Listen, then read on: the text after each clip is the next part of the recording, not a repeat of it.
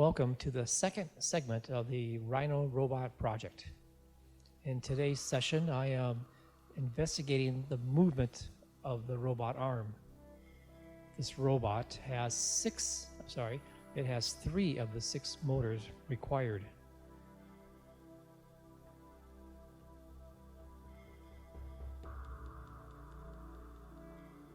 My plan is to get the 3 motors operational and under control, and then I will think about how to install new motors, or where I will find motors or adapt motors. This robot arm uses a combination of sprockets, chains, belts, and other linkage to control the arm.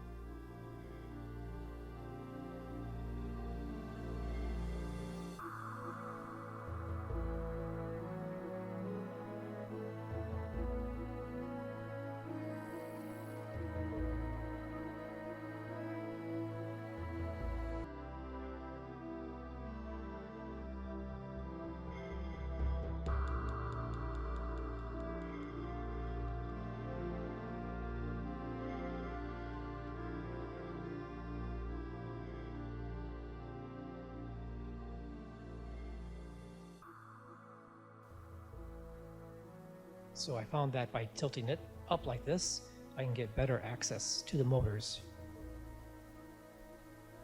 That one I'm spinning now does the gripper, and the other one rotates the gripper.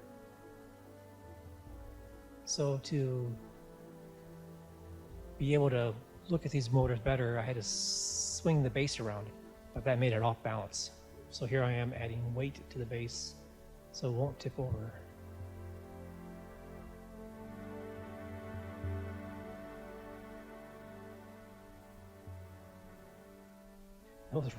Those round weights at the base there, I received from Amazon for no reason. I did not order them. They came to me though. They were addressed to me. I was like, all right, thank you, Amazon. So that one I'm spinning turns the gripper. No, that one spins the gripper. The other one opens and closes the gripper.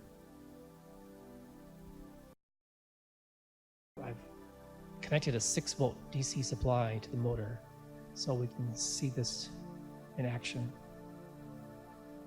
I'm not too sure what the purpose of having that extend up higher than it should be. So when it pulls down, it closes. And when it pushes it up, it opens, but then it can push more, which really is not doing a whole lot. I'm not too sure what that's all about.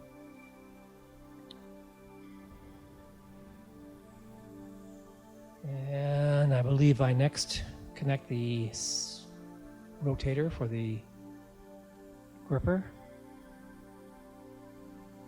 So this is running 6 volts at around 1/4 amp.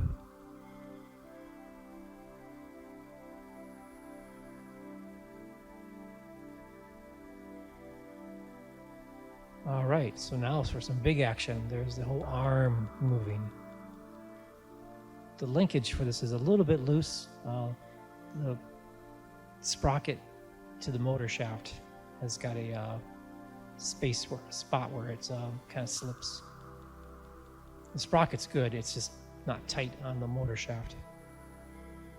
All right, so now I got the motors working, and at least I verified the motors work, and now I need to investigate the encoder.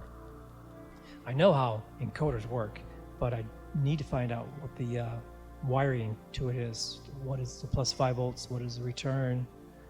Where do the signals come out? And if there's any other surprises. This type of encoder is fairly simple. Has 2 sets of LEDs to shine a light through that disc, and 2 receiving diodes to send the signal out to the computer.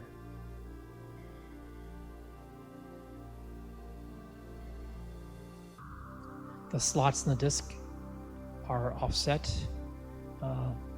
so that the controller can tell the direction of the motor.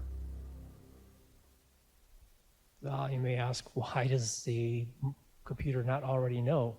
Well, when you're sending commands to the motor, you know which direction the motor is going to go.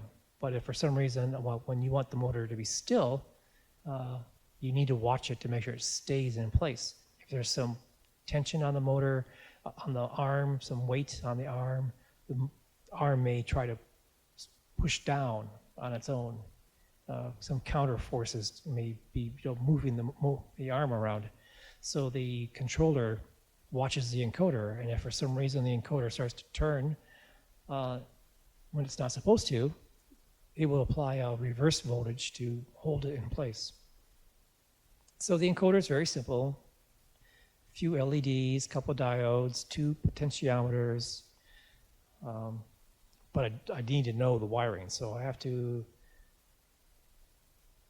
do a continuity tests between the components and the pins so I can determine how I'm going to use this. So I ohm out the connections and the components, and I make a little diagram or a circuit.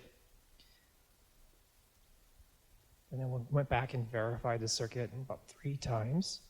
And then I drew it up in a CAD program.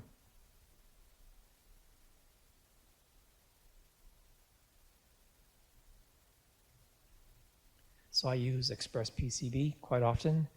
It's simple, but it's quick and cheap. So you have the connections for the motor, you have the LED transmitters, the diodes receivers, the potentiometers for setting a voltage level, and there's even a spot for the home switch. All right, well that's it for this. Let's see. I think over the week I will experiment with that encoder PCB and make sure I know how to use it and decide what to do next week.